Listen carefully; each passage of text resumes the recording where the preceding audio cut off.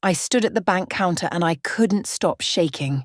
My whole body felt like it was going to fall apart right there on that cold marble floor. Lucy was holding onto my left hand so tight that my fingers were going numb, and Tommy had his little arms wrapped around my right leg, his face buried in my coat because he wouldn't stop crying. It was Christmas Eve. The clock on the wall said 7:45 p.m. Most people were home right now sitting by their Christmas trees, drinking hot chocolate, watching their kids get excited about Santa coming. But not us. We were standing in a bank that was about to close, and we had nowhere to go. My hands wouldn't stop shaking as I dug through my purse, looking for anything that might help us. I had $12 in cash. $12. That was everything I had in the world. Gerald had made sure of that. Just 2 hours ago, I had a home. I had a house where my children had their own bedrooms, where their Christmas presents were wrapped and waiting under the tree. But Gerald showed up with his new girlfriend Vanessa and told me I had 1 hour to get out. He said his lawyer found some legal trick that meant he could take the house back right now, tonight, on Christmas Eve. I begged him. I actually got down on my knees and begged him to let us stay just one more night. Just until Christmas morning, so the kids could wake up in their own beds one last time. And you know what he said? He laughed. He looked at me kneeling there on the floor and he laughed and said, "You should have thought about that before you wasted 15 years being useless." Lucy heard him say that. My 9-year-old daughter heard her father call her mother useless. I saw something break in her eyes right then. So here we were, standing in a bank, homeless, on Christmas Eve. "Mommy, I'm cold," Tommy whispered against my leg. He was only 6. He didn't understand why Daddy had thrown away all his toys. He didn't understand why we couldn't go home. "I know, baby. I know," I said, but my voice cracked. I was trying so hard not to cry in front of them, but tears were running down my face anyway. The security guard near the door kept looking at us. I could tell he felt sorry for us, but sorry doesn't pay for a hotel room. Sorry doesn't feed hungry children. That's when I remembered something. My fingers touched something plastic at the very bottom of my purse in that little pocket I never used. I pulled it out and stared at it. It was an old debit card. The kind that looks worn out because it's been in a purse for years without ever being used. My mother had given this to me 6 years ago, right before she got really sick with cancer. I remember that day so clearly. She was sitting in her hospital bed, and she took my hand and pressed this card into it. "Trisha," she said, her voice weak but serious, "don't use this card unless you absolutely have to. Only use it when you have nothing left. Do you understand me? Nothing left." I asked her what it was, but she just closed her eyes and said, "You'll know when the time comes. Keep it safe. Keep it secret." She died 3 weeks later. I never used the card. I honestly forgot I even had it most of the time. But now, standing here with my crying children and nowhere to go, I figured this counted as having nothing left. I walked up to the banker behind the counter. His name tag said Mr. Harold Peterson. He was an older man, maybe in his 60s, with grey hair and glasses. "Excuse me," I said, my voice barely working. "I need to check if this card has any money on it." I handed him the card. My hands were shaking so bad I almost dropped it. Mr. Peterson took the card and looked at it. Then he looked at it again, closer this time. His eyebrows went up. He turned the card over, studying it like it was some kind of puzzle. "One moment, please," he said quietly. He typed something into his computer. Then he stopped. His fingers hung in the air above the keyboard. He leaned closer to his screen, his eyes getting wider. He typed something else. Then he just stared. The colour drained right out of his face. I mean, it literally left his face. He went pale like he'd seen a ghost. "Is something wrong?" I asked. My heart started beating faster. Oh no. What if there was no money? What if this was my last hope and there was nothing there? Mr. Peterson looked up at me. Then he looked at his computer screen. Then back at me. His hands started shaking just like mine. "Mom," he said, and his voice came out weird and tight. He looked around like he was making sure nobody else could hear. Then he leaned forward across the counter and whispered urgently, almost desperately, "You need to see this right now. Please, come with me to my office immediately, right now." Something in his voice scared me and gave me hope at the same time. Lucy squeezed my hand tighter. "What is it?" I whispered back. "What did you find?" But Mr. Peterson was already coming around from behind the counter. "Please follow me. Bring your children. Quickly." He started walking fast toward a hallway marked private offices.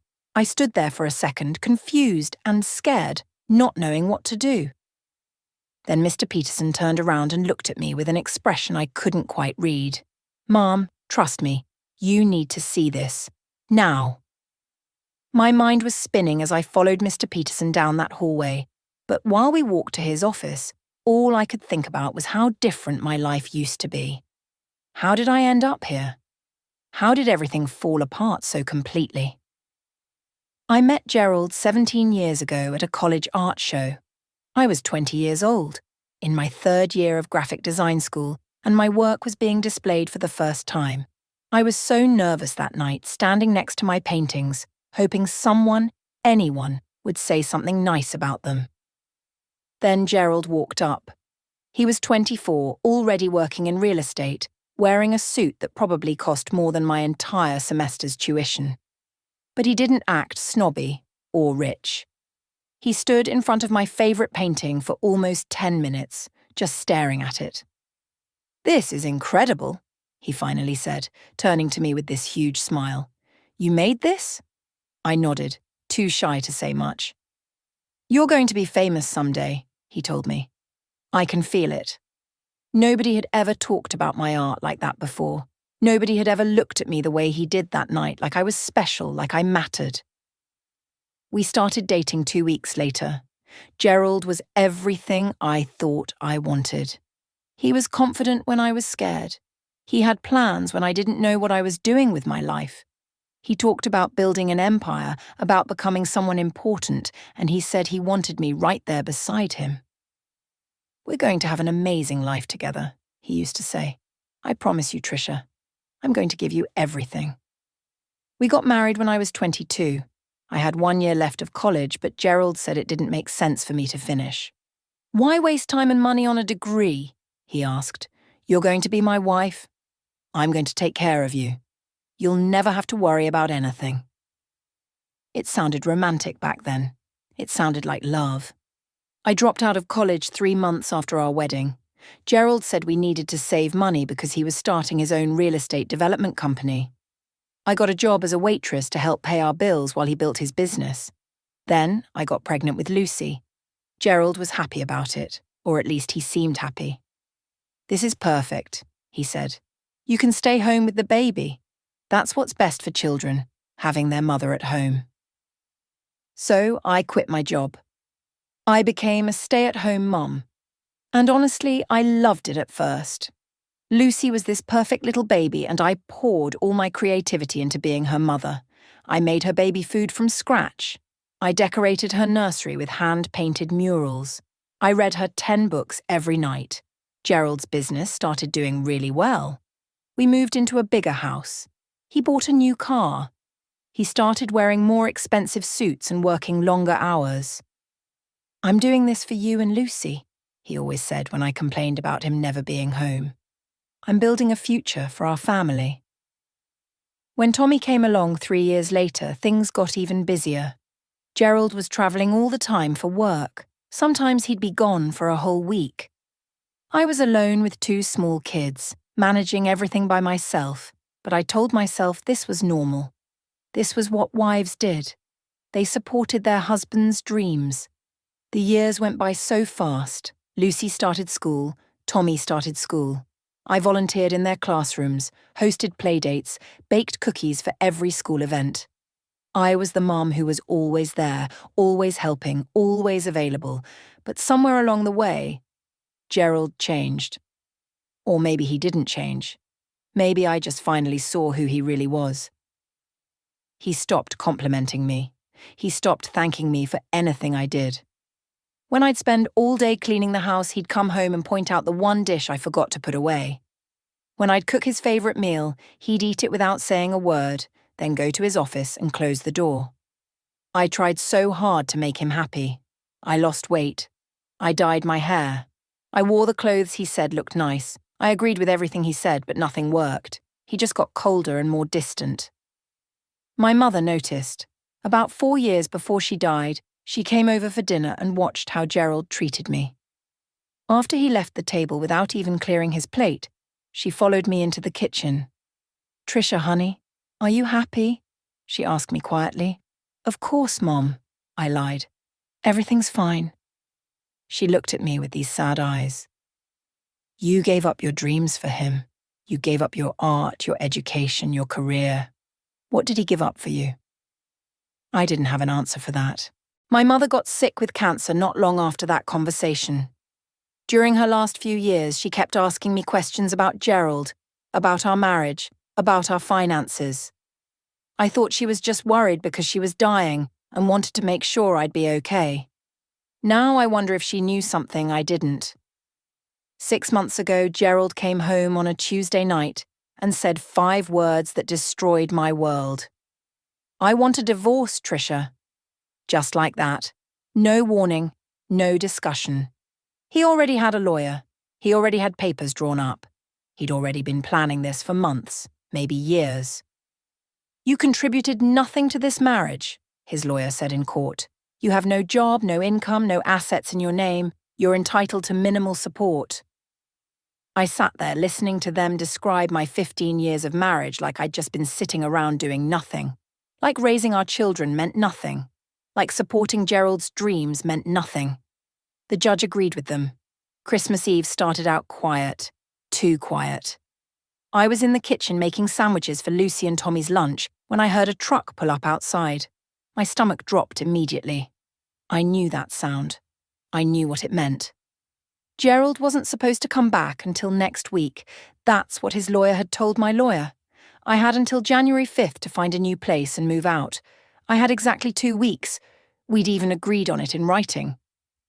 But when I looked out the window, there he was. Getting out of his black Mercedes like he owned the place, which, according to the court, he did. Vanessa got out of the passenger side. She was wearing these expensive boots and a coat that probably cost more than I spent on groceries in 3 months. She was 26 years old. Gerald's former secretary, the woman he'd been cheating on me with for who knows how long. Behind them, a huge moving truck pulled up to the curb. My hands started shaking. No. This wasn't happening. This couldn't be happening. I ran to the front door and opened it before they could knock. "Gerald, what are you doing here? You're not supposed to be here until next week." He smiled. Not a nice smile. A mean one. "Change of plans, Trisha. My lawyer found something interesting in the divorce agreement. Turns out there's a clause that lets me take possession of the house immediately if I give you proper notice, which I'm giving you now." "What are you talking about? We had an agreement." "Had," he said, walking right past me into the house. My house. Our house. The place where I'd raised our children for 9 years. "Now I need you out. Today." Vanessa followed him inside, looking around like she was already planning how to redecorate everything. She didn't even look at me. I was invisible to her. "Gerald, it's Christmas Eve," I said, trying to keep my voice steady even though I wanted to scream. "The kids' presents are under the tree. Their stockings are hung up. You can't do this today." "I can do whatever I want," he said, pulling out his phone. "The house is in my name. The judge gave it to me. You're just a guest here, and I'm done being generous." "Generous?" The word came out like a gasp. "You call throwing your children out on Christmas Eve generous?" "Where's Daddy?" Tommy came running down the stairs, his face lighting up when he saw Gerald. My baby boy still loved his father, still didn't understand that Daddy didn't want us anymore. "Daddy, are you here for Christmas? Are you staying?" Gerald's face didn't soften at all. "No, Tommy, I'm here to move into my house with Vanessa." Tommy looked confused. "But this is our house." "Not anymore, kid." I watched my 6-year-old son's face crumple, Lucy appeared at the top of the stairs and she understood immediately. She was 9, old enough to know what was happening, old enough to see her father for what he really was. "You have 1 hour," Gerald said, checking his watch. "Take your personal items, clothes, toiletries, whatever. Everything else stays." 1 hour? Gerald, I can't pack up our entire lives in 1 hour. Then I guess you better work fast. He turned to the 2 men getting out of the moving truck. Start bringing in the furniture from storage. Put it anywhere, there's space. I stood there in shock as these strangers started walking into my home, carrying boxes and furniture. Vanessa was directing them, telling them where to put things, acting like she'd lived here for years. "Mommy?" Lucy came down the stairs slowly, her voice small and scared. "What's happening?" I couldn't answer her. I physically couldn't make words come out of my mouth. Gerald walked over to the Christmas tree, our beautiful tree that the kids and I had decorated together just last week. Tommy had put a paper angel on top that he'd made in school. Gerald reached up and pulled it off, crumpling it in his hand. "This junk has to go too," he said, tossing Tommy's angel into the fireplace.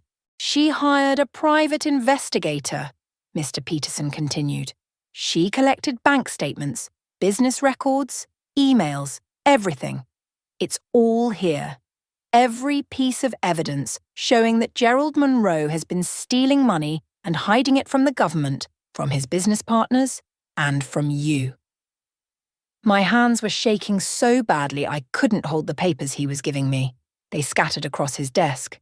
"Your mother also discovered something else," he said, his voice getting harder.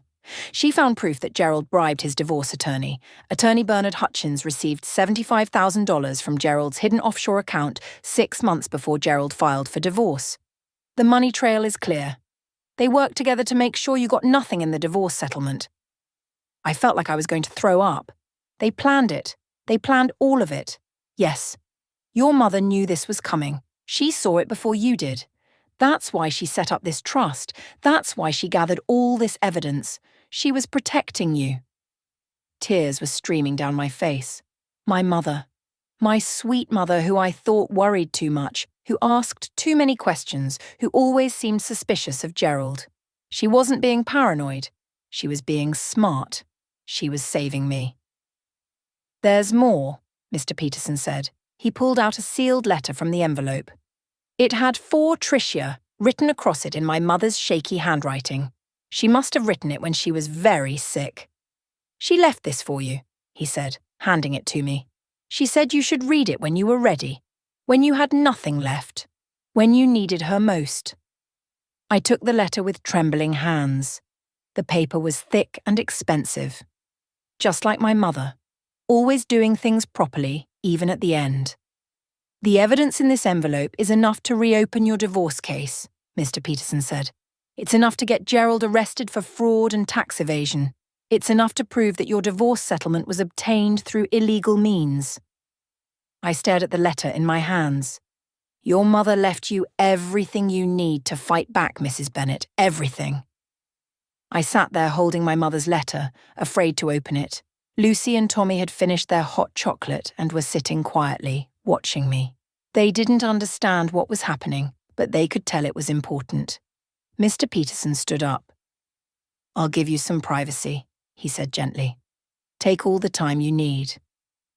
After he left, I just stared at the envelope. My mother's handwriting looked shaky, like her hands were trembling when she wrote my name. She was dying when she wrote this. She knew she was dying. And instead of resting, instead of focusing on herself, she was thinking about me, protecting me. I carefully opened the envelope.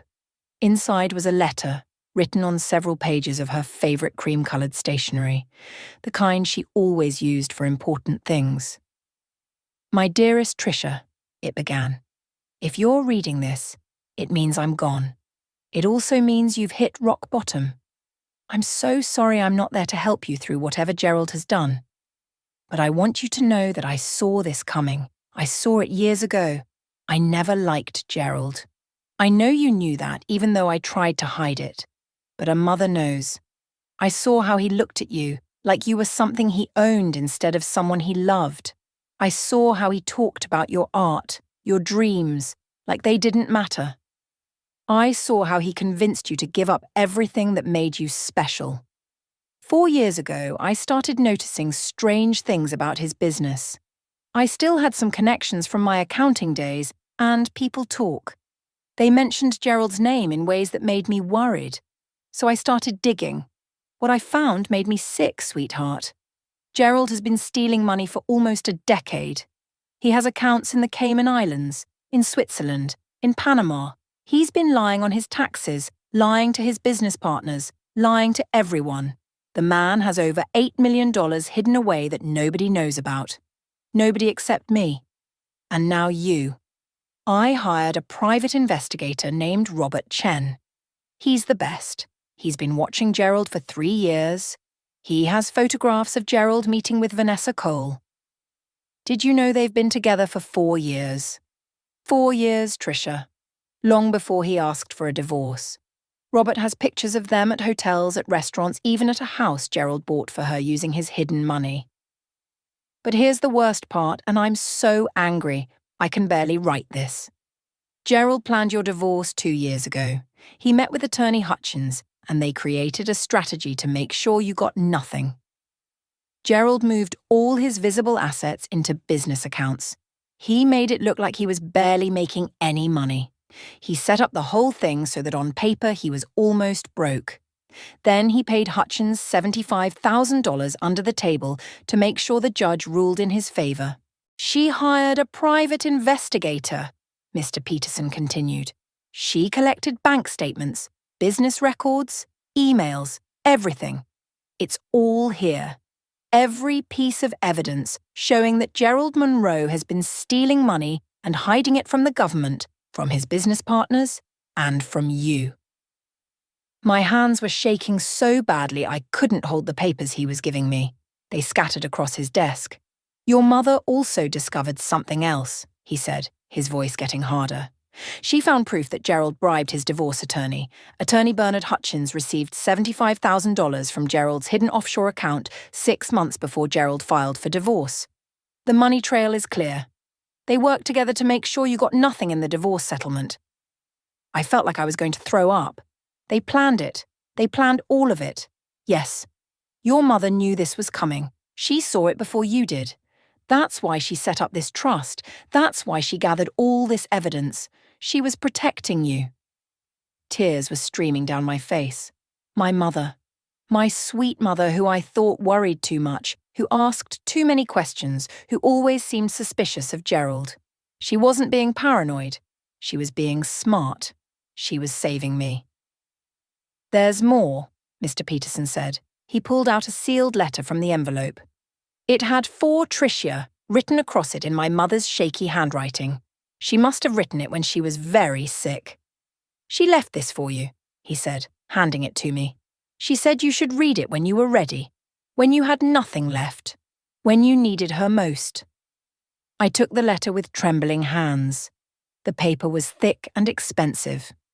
Just like my mother, always doing things properly, even at the end. The evidence in this envelope is enough to reopen your divorce case, Mr. Peterson said. It's enough to get Gerald arrested for fraud and tax evasion. It's enough to prove that your divorce settlement was obtained through illegal means. I stared at the letter in my hands. Your mother left you everything you need to fight back, Mrs. Bennet, everything. I sat there holding my mother's letter, afraid to open it. Lucy and Tommy had finished their hot chocolate and were sitting quietly, watching me. They didn't understand what was happening, but they could tell it was important. Mr. Peterson stood up. I'll give you some privacy, he said gently. Take all the time you need. After he left, I just stared at the envelope. My mother's handwriting looked shaky, like her hands were trembling when she wrote my name. She was dying when she wrote this. She knew she was dying, and instead of resting, instead of focusing on herself, she was thinking about me, protecting me. I carefully opened the envelope. Inside was a letter written on several pages of her favorite cream-colored stationery, the kind she always used for important things. My dearest Tricia, it began. If you're reading this, It means I'm gone. It also means you've hit rock bottom. I'm so sorry I'm not there to help you through whatever Gerald has done. But I want you to know that I saw this coming. I saw it years ago. I never liked Gerald. I know you knew that, even though I tried to hide it. But a mother knows. I saw how he looked at you, like you were something he owned instead of someone he loved. I saw how he talked about your art, your dreams, like they didn't matter. I saw how he convinced you to give up everything that made you special. 4 years ago, I started noticing strange things about his business. I still had some connections from my accounting days, and people talk. They mentioned Gerald's name in ways that made me worried. So I started digging. What I found made me sick, sweetheart. Gerald has been stealing money for almost a decade. He has accounts in the Cayman Islands, in Switzerland, in Panama. He's been lying on his taxes, lying to his business partners, lying to everyone. The man has over $8 million hidden away that nobody knows about. Nobody except me. And now you. I hired a private investigator named Robert Chen. He's the best. He's been watching Gerald for 3 years. He has photographs of Gerald meeting with Vanessa Cole. Did you know they've been together for 4 years? 4 years, Trisha. Long before he asked for a divorce. Robert has pictures of them at hotels, at restaurants, even at a house Gerald bought for her using his hidden money. But here's the worst part, and I'm so angry, I can barely write this. Gerald planned your divorce 2 years ago. He met with attorney Hutchins, and they created a strategy to make sure you got nothing. Gerald moved all his visible assets into business accounts. He made it look like he was barely making any money. He set up the whole thing so that on paper he was almost broke. Then he paid Hutchins $75,000 under the table to make sure the judge ruled in his favor. Everything in that divorce was a lie. Every single thing. I've spent the last 2 years of my life gathering proof. Every bank statement, every email, every photograph, every lie. It's all in the safety deposit box at First National Reserve Bank.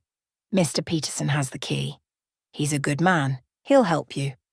I've also set up this trust for you. I started it when you were just a little girl because I always wanted you to be independent. I wanted you to have your own money, your own security. But I made it larger in these last few years. I liquidated everything I had. I sold my house, my car, everything. I invested it carefully. I wanted to make sure you and my grandchildren would be okay when Gerald finally showed his true colours. $2.7 million isn't enough to match what Gerald stole, but it's enough to fight him. It's enough to hire the best lawyers. It's enough to make sure Lucy and Tommy are safe and cared for while you rebuild your life. Trisha, my sweet girl, I need you to understand something. You are not useless. You are not worthless. You gave up your dreams for a man who didn't deserve you, but that doesn't mean those dreams are gone forever. You are still the talented, creative, brilliant woman who painted those beautiful pictures. You are still the daughter I raised to be strong and independent. Gerald made you forget who you are. But I never forgot. And I need you to remember now. Use this money. Use this evidence. Fight back. Show him what happens when you hurt a woman whose mother taught her to plan ahead. There's a lawyer I want you to call. Her name is Patricia Howell. I've already talked to her about your situation. She knows everything. She's waiting for your call. Her number is at the bottom of this letter. I'm so sorry I won't be there to see you take Gerald down. I'm sorry I won't be there to watch you become yourself again. But I'll be watching from wherever I end up, and I'll be so proud of you. You are my greatest achievement, Trisha. Not my career, not my savings. You, my beautiful, kind, strong daughter. Now go show the world what you're made of. Take care of Lucy and Tommy. Tell them their grandmother loved them more than anything, and tell them that their mother is a fighter. I love you forever, and always, Mom, P.S. There's one more thing in the safety deposit box. It's a small box wrapped in blue paper. Don't open it until everything is over. Until you've won. It's a gift I was saving for when you found yourself again." I finished reading and the tears came so hard I couldn't breathe. Lucy got up and hugged me. Then Tommy climbed onto my lap. We sat there in Mr. Peterson's office, holding each other, crying. But for the first time in 6 months, I wasn't crying because I was scared. I was crying because I finally had hope.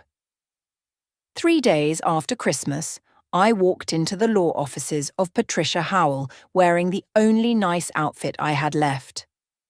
Lucy and Tommy were with my neighbour, Mrs. Chen, who had taken us in on Christmas Eve when she saw us standing outside in the cold. She was a kind woman who asked no questions and gave us her guest room. Patricia Howell's office was on the 20th floor of a building downtown. Everything was glass and steel and expensive looking. The receptionist led me to a conference room where Ms. Howell was waiting. She was about 50 years old, with grey hair cut short and sharp eyes that looked like they didn't miss anything. She stood up when I came in and shook my hand firmly. "Mrs. Bennet," she said, "your mother told me a lot about you. I'm so sorry for your loss. Margaret was an exceptional woman." "You knew my mother?" "We were friends for many years," Ms. Howell said, gesturing for me to sit. "She came to me 2 years ago with concerns about your husband. We've been preparing for this moment ever since." I set the manila envelope on the table between us. "Mr. Peterson gave me all of this. I've read through it, but I don't understand all the legal stuff. I just know that Gerald has been lying about everything." Ms. Howell opened the envelope and started going through the documents. Her expression got harder with each page she read. After about 10 minutes, she looked up at me. "This is the most clear-cut case of fraud and corruption I've seen in 20 years, she said. "Your ex-husband is going to prison. Attorney Hutchins is going to be disbarred, and you're going to get everything you deserve. What do we do? First, we file an emergency motion to freeze all of Gerald's assets. Every account, every property, everything. We do it today, before he has a chance to move any more money. Then we file a motion to reopen your divorce case based on fraud. We're going to prove that the entire settlement was obtained illegally." My hands were shaking again, but this time it wasn't from fear. "How long will this take? With evidence this solid?" "Not long. Maybe 2 months. Your mother did all the hard work for us. She gift-wrapped this case." Ms. Howell made phone calls right there in front of me. Within an hour, she had filed the emergency motion. By that afternoon, a judge had approved it. Gerald's accounts were frozen, all of them, including the ones he thought nobody knew about. I was at Mrs. Chen's apartment when my phone rang. It was Gerald.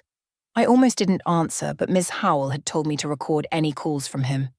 So I hit record and answered. "What did you do?" Gerald was screaming so loud I had to hold the phone away from my ear. "What the hell did you do, Tricia?" "I don't know what you're talking about," I said calmly.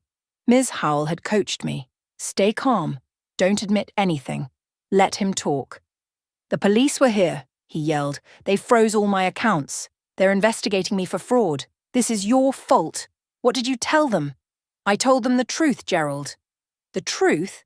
You don't know anything about my business."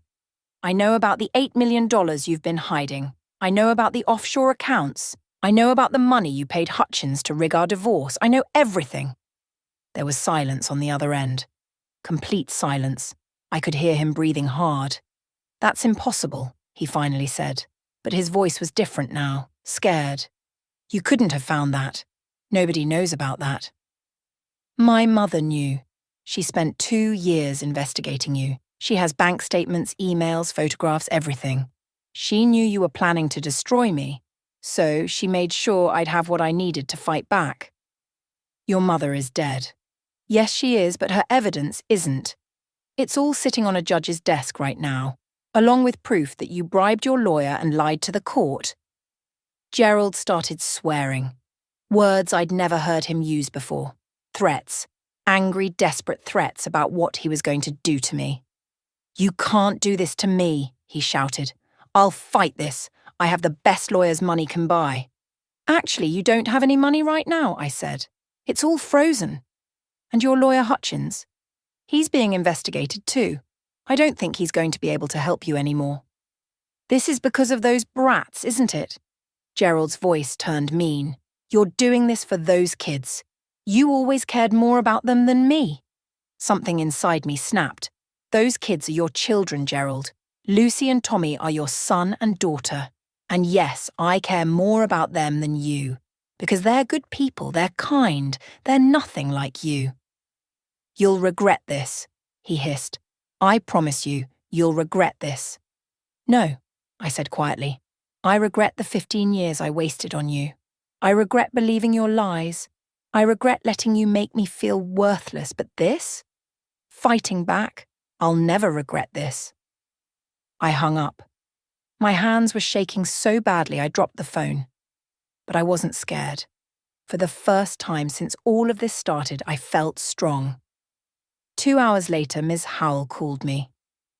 Vanessa Cole just left him, she said, and I could hear the smile in her voice. Apparently, she was only interested in Gerald when he had money. Now that his accounts are frozen and he's facing criminal charges, she's gone. She moved out this afternoon. I should have felt happy about that. But mostly I just felt tired. Good, I said. He deserves to know what it feels like to lose everything. 2 months later, I stood in the same courtroom where Gerald had taken everything from me. But this time was different. This time, I wasn't alone and scared. This time, I had Ms. Howell sitting next to me, and I had my mother's evidence, and I had the truth. Gerald sat on the other side of the room with a court-appointed lawyer. Hutchins was gone, facing his own criminal charges. Gerald looked terrible. His expensive suit didn't fit right anymore. His face was pale and thin. He wouldn't look at me. The judge was a woman named Judge Anderson. She was about 60 years old with kind eyes but a stern voice. She'd spent the past 2 months reviewing every piece of evidence my mother had collected.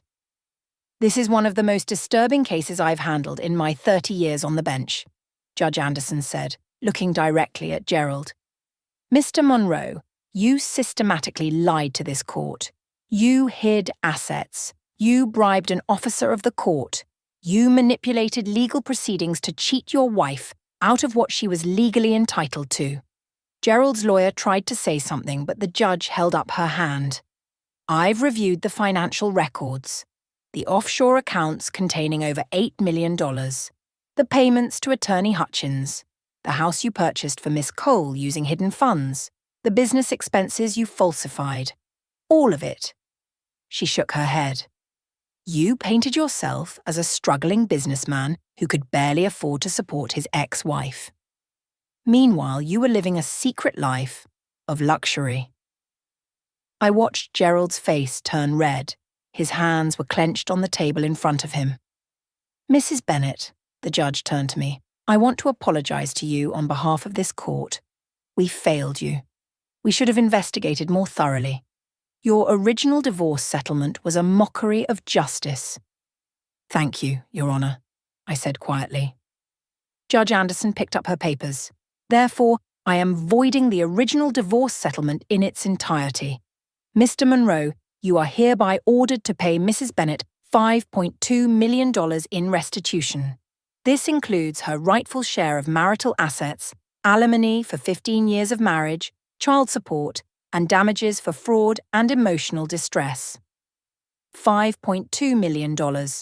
Combined with my mother's trust, that was almost $8 million. More money than I'd ever imagined having. Additionally, the judge continued, I am awarding Mrs. Bennet full custody of Lucy and Tommy Monroe. You will have supervised visitation only, pending the outcome of your criminal trial. Gerald stood up suddenly. This is insane! You can't do this! Sit down, Mr. Monroe, Judge Anderson said sharply. I can, and I am. You're lucky I can't add jail time to this ruling, but don't worry. The criminal court will handle that part.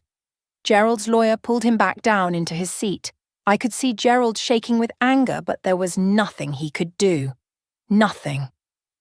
This court is adjourned, Judge Anderson said, banging her gavel. Ms. Howell hugged me right there in the courtroom. You did it, she whispered.